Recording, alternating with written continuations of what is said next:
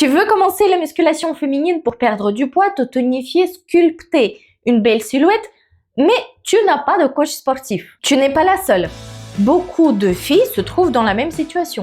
Les salles de sport comme Basic Fit se multiplient, mais elles n'offrent pas d'accompagnement personnalisé. Le résultat, beaucoup de femmes s'entraînent seules sans vraiment savoir par où commencer. Peut-être que tu as un budget serré ou que tu n'as pas trouvé le coach qu'il te faut, ou peut-être tu as simplement envie de tenter l'expérience par toi-même. Franchement, c'est super courageux. Moi-même, j'ai démarré avec un coach. C'est vrai, avoir un professionnel qui t'apprend la bonne technique et qui observe ta biomécanique pour t'éviter les mauvaises habitudes dès le départ, c'est précieux. Mais je vois aussi de plus en plus de filles qui commencent seules et qui ne se découragent pas. Commencer seule n'est pas vraiment un frein, surtout si tu es courageuse et déterminée. Et c'est pour ça que je voudrais t'expliquer dans cette vidéo comment tu peux démarrer seule, t'appuyant sur des outils comme ChatGPT pour t'aider à créer un premier guide adapté. Parce qu'après tout, avec la volonté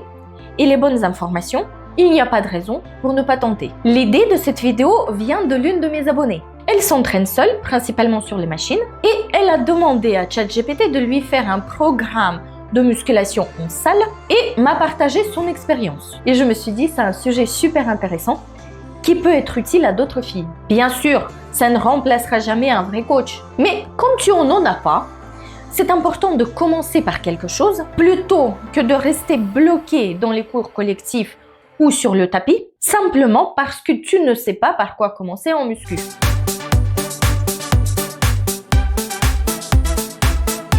Pourquoi j'ai trouvé ce sujet super intéressant?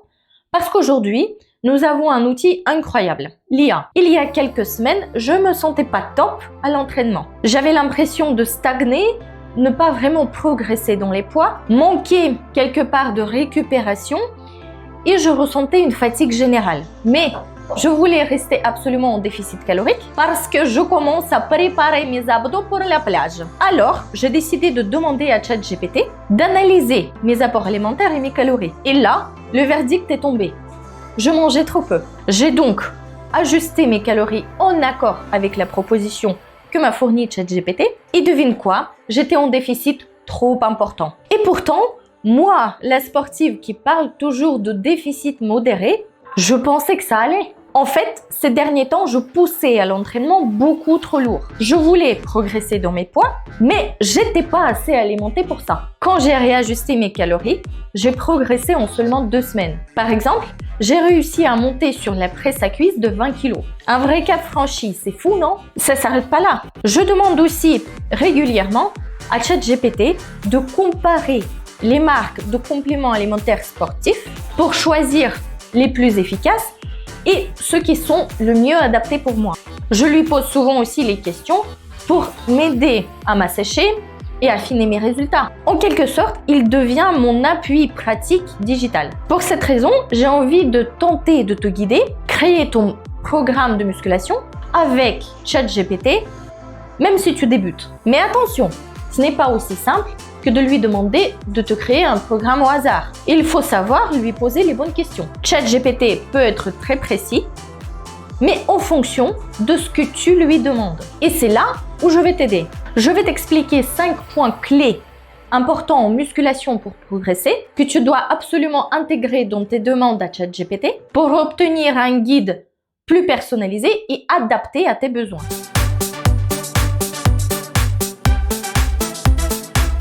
Il est essentiel que tu précises ta morphologie de base à ChatGPT pour personnaliser ton programme d'entraînement. Des morphologies de type A, X, H, O sont des catégories qui décrivent comment ton corps stocke la graisse et se développe.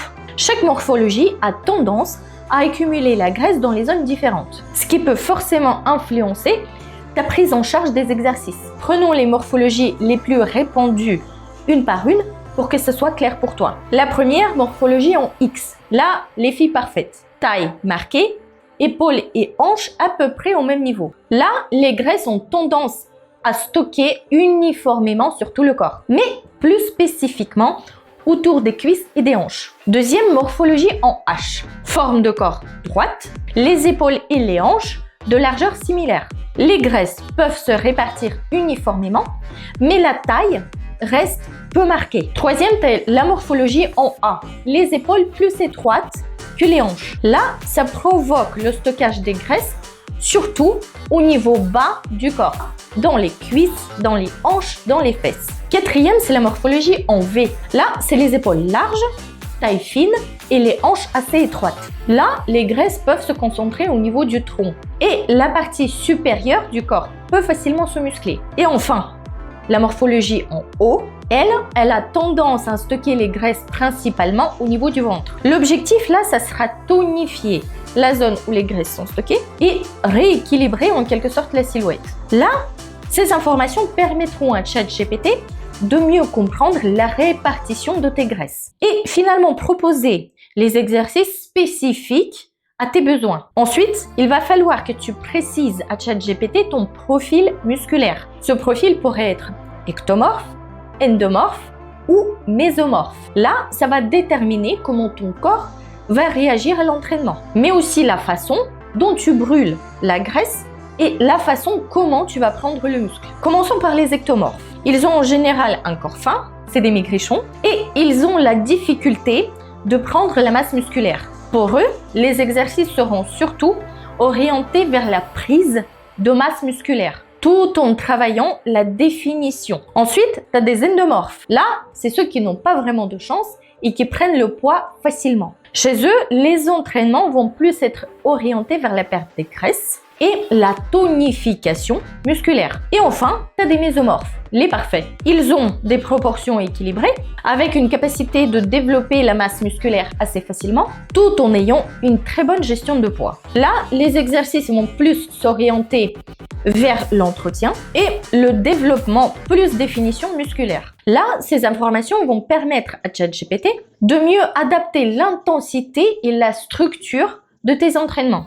Ensuite, il va falloir que tu précises à ChatGPT ta dominance musculaire. Cette étape est super importante, surtout si tu veux sculpter ton corps de manière harmonieuse. Au bout de quelques mois de musculation, tu vas déjà remarquer quelles zones de ton corps se développent plus naturellement et quelles sont tes zones retardataires. Identifier tes zones dominantes et retardataires permettra à ChatGPT d'ajuster ton programme pour rééquilibrer en quelque sorte tout ça et mettre l'accent sur tes zones retardataires. Ensuite, précise bien à ChatGPT que tu veux dans ton entraînement 80% des exercices polyarticulaires ou encore appelés d'exercices composés. Pourquoi? Parce que c'est eux qui vont te permettre de perdre du gras, de tonifier et de sculpter une posture. Les 20% d'exercices d'isolation dans ton programme vont surtout servir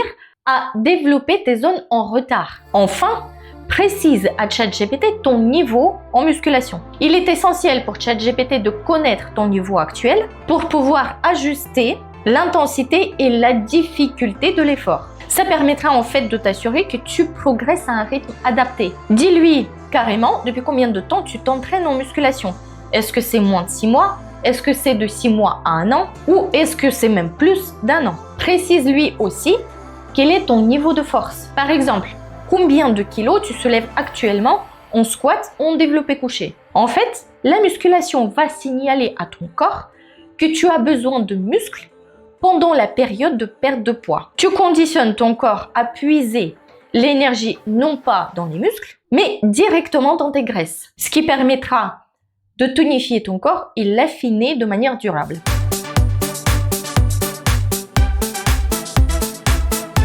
La nutrition concerne environ 80% des résultats que tu vas obtenir en musculation. C'est bien beau de s'entraîner dur, mais si tu n'alimentes pas correctement ton corps, tu risques de ne pas atteindre tes objectifs. Alors, on va voir comment utiliser ChatGPT pour créer une diète qui te soutienne dans ton programme. Je te donne les informations que tu dois absolument communiquer à ChatGPT. Premier, bien sûr, ton poids et ta taille. Ces informations permettent à ChatGPT d'estimer tes besoins caloriques de base, c'est-à-dire d'estimer ton métabolisme au repos. Deuxième chose, tu lui donnes tes mesures corporelles. Indique-lui les mesures de tes hanches, tes cuisses, ta taille, ton cou et la mesure de tes bras. Ça lui permettra simplement d'estimer ton taux de masse grasse et surtout avoir un aperçu plus précis sur ta composition corporelle. Ensuite, troisième chose, indique-lui ton activité physique. Est-ce que tu es dans ton quotidien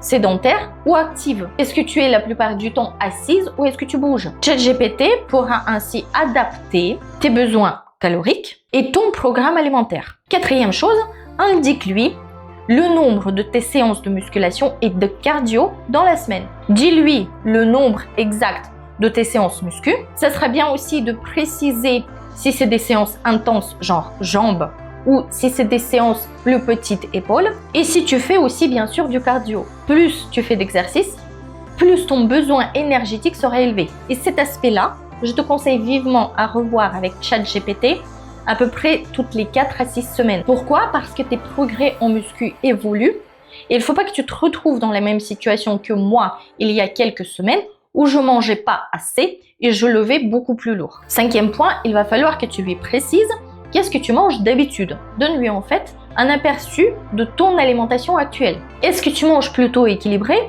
ou est-ce que tu fais souvent des écarts?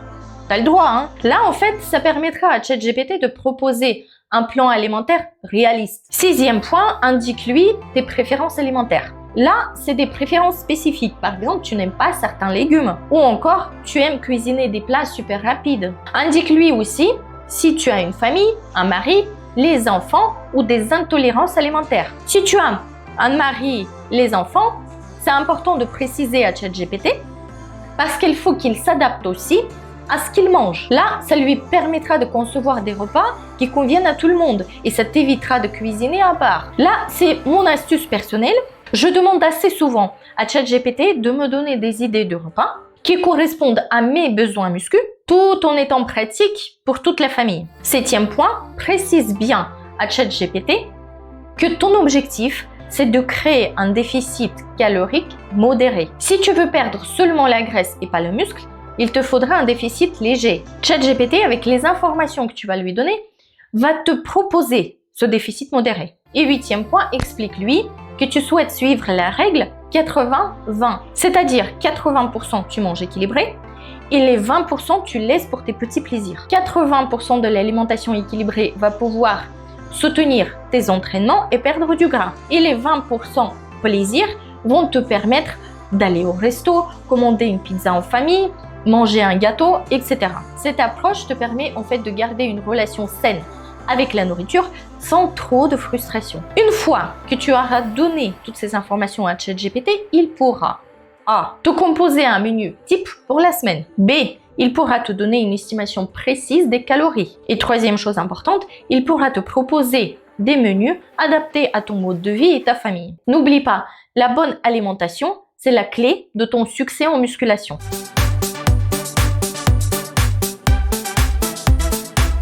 La récupération est un pilier essentiel dans la construction de ton corps. C'est pendant cette phase de récupération que tes muscles se réparent et se développent. D'où l'importance de lui accorder une attention particulière. Je te donne quelques éléments clés pour t'aider à élaborer ton programme de récupération et poser les bonnes questions à ChatGPT. La première étape pour optimiser ta récupération, c'est de prendre en compte ton emploi du temps réel. Si tu jongles entre le travail à plein temps, les enfants ou d'autres responsabilités familiales, ça affecte forcément ta capacité à te reposer. Il sera important ici de planifier non seulement tes séances musculation, mais aussi et surtout de t'assurer que tu intègres dans ton programme assez de temps pour te reposer et récupérer.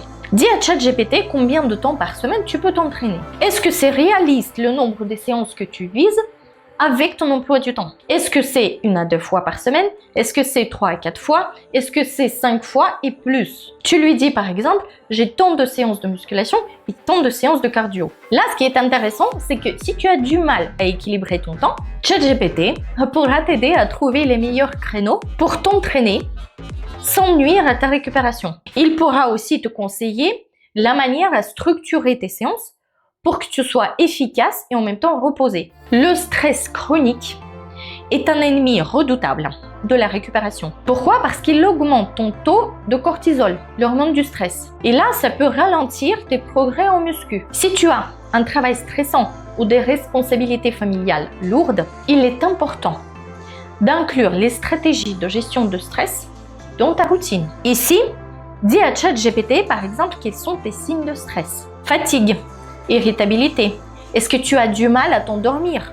Ou peut-être que tu te réveilles la nuit. ChatGPT pourra te suggérer des techniques de relaxation. Méditation, respiration profonde, quelques séances de yoga. Ça sera en quelque sorte générique avec ChatGPT, je pense, mais ce sont des choses très importantes dans ton programme muscu. Et parfois, il te donnera des réponses en fonction de ton mode de vie assez surprenantes. Le sommeil est l'un des piliers essentiels de la récupération. Si tu dors mal, ta construction musculaire peut être entravée. Rappelle-toi que la recommandation est de dormir entre 7 et 9 heures par nuit pour un repos optimal. Personnellement, si je ne dors pas 8 heures, je suis fatiguée. Et là, tu pourras demander des solutions sommeil à ChatGPT en fonction de ton mode de vie. Par exemple, si tu as des enfants en bas âge, un bébé, ou si ton travail est particulièrement stressant, ça peut perturber ton sommeil. Donc, il sera peut-être utile d'interroger ChatGPT sur les astuces pour favoriser un sommeil récupérateur. Donc,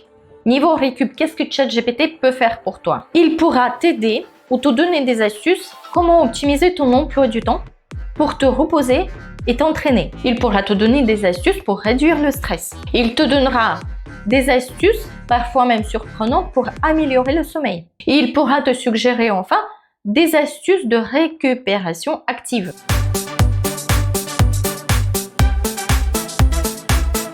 Avant de commencer un programme d'entraînement, il serait utile, je pense, d'informer ChatGPT sur ton contexte santé. Ça lui permettra de te faire une sorte de guide adapté à tes besoins spécifiques. Prenons par exemple le postpartum. Là, le corps, il a besoin de se remettre après les changements hormonaux. Il a aussi besoin de se remettre niveau muscles, force physique, après l'accouchement. Là, les questions que tu peux te poser à ChatGPT, c'est par exemple, je suis en période postpartum, quels sont les exercices qui sont adaptés à mon cas? Tu peux demander aussi quels sont les exercices à éviter pendant cette période. Tu peux aussi poser les questions, quels exercices choisir pour ne pas solliciter ma sangle abdominale? En fait, ChatGPT pourrait te suggérer les exercices adaptés à ta condition physique. Deuxième chose, dis-lui quelles sont tes douleurs ou des blessures. Si par exemple tu souffres de douleurs chroniques, des blessures récentes, si tu souffres par exemple de problèmes de mobilité, comme des douleurs de dos, de genoux, etc.,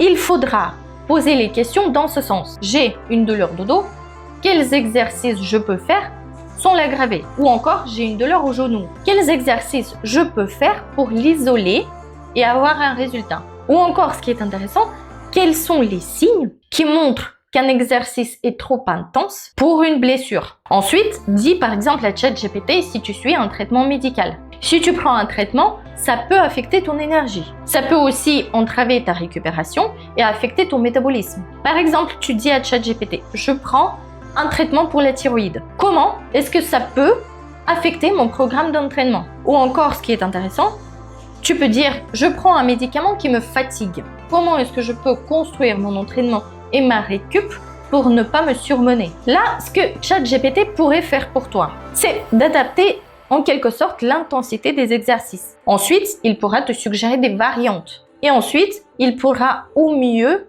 tenter d'optimiser ta progression. Attention les filles, pour toute question relative à la santé, il est essentiel de consulter les médecins, pas ChatGPT. En fait, là, ChatGPT, il va servir seulement pour te guider à adapter les exercices et leur intensité. Mais il ne pourra pas te dire si tu peux faire la musculation ou pas. Et c'est là la limite importante de ChatGPT.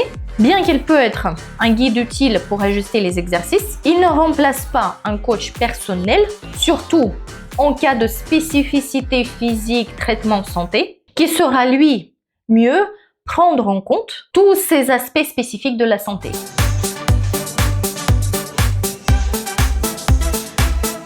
Un programme d'entraînement n'est pas juste une série d'exercices. C'est un outil qui doit s'adapter à ta vie réelle. Et pour ça, ChatGPT a besoin de mieux te connaître. Pas seulement ton corps, mais aussi ta tête et ton environnement. Parle-lui de ton niveau de motivation. Est-ce que tu te sens plutôt hyper motivé ou plutôt démoralisé parce que tu n'y arrives pas? Est-ce que tu es régulière dans tes séances ou est-ce que tu es galère à t'y mettre à chaque semaine? Dis-le franchement. C'est pas un humain, il va le dire à personne. Mais il t'aidera avec des conseils, comme je t'ai dit déjà, parfois surprenants. Par exemple, dis-lui, je reprends après une longue pause. J'ai besoin simplement d'un programme simple pour retrouver l'envie. Autre chose, je suis super motivée, mais j'ai très peu de temps. Il me faut un entraînement rapide et efficace. Parle-lui de tes freins personnels. Oui, là, ça compte énormément. Si tu es par exemple stressé à l'idée d'aller à la salle, si tu n'aimes pas quand il y a du monde, ou si tu ne veux pas utiliser certains appareils. Là, il faut le dire. Exemple de frein.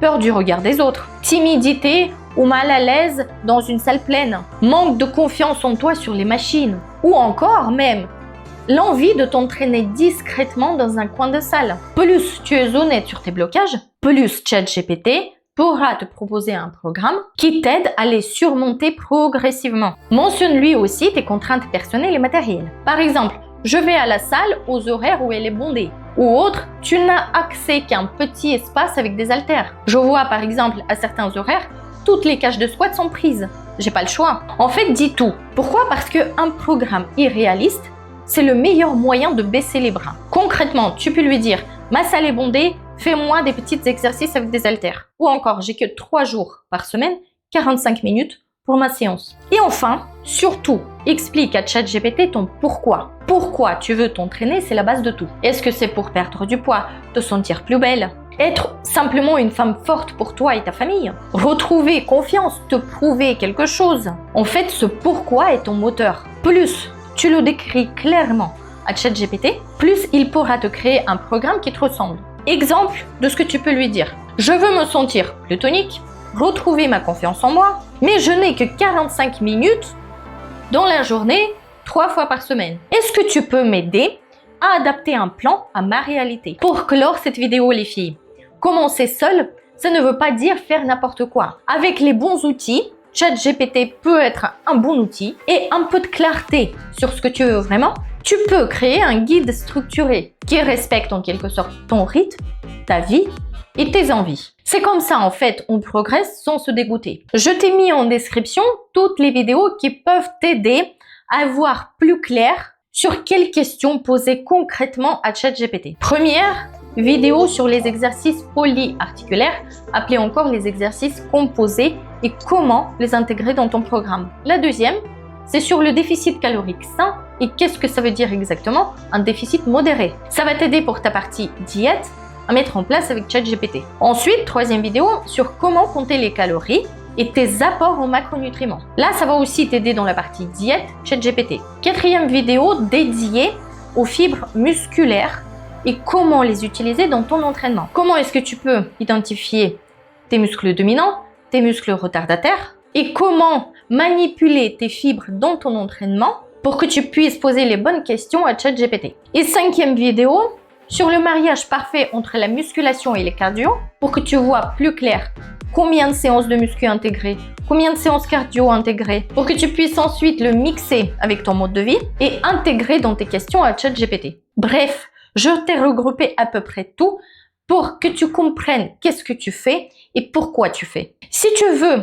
un coup de pouce pour lancer la machine, je t'ai mis en description un lien super utile avec un questionnaire précis à ChatGPT sur chaque élément. Qu'est-ce que tu fais? Tu réponds à toutes les questions, tu copies-colles le tout dans ChatGPT et t'attends les résultats. Juste un petit rappel, ChatGPT c'est une machine et surtout, c'est un outil super précis. Donc, plus tu es clair et précise dans tes réponses, mieux c'est. Et dernière astuce, il n'aime pas trop quand tu envoies beaucoup d'informations d'un coup. Je te conseille de lui envoyer partie par partie. C'est plus fluide pour lui. Si tu les envoies les unes après les autres dans le même chat, il te créera et mixera avec une suite logique. Et les filles, si ma chaîne vous aide un peu ou beaucoup, mettez un feu dans les likes et les commentaires pour l'aider à remonter dans les algorithmes de YouTube. Partage avec des copines, abonne-toi et sonne la cloche pour avoir un œil sur les sorties de mes prochaines vidéos sur la musculation féminine. À bientôt pour plus de motivation.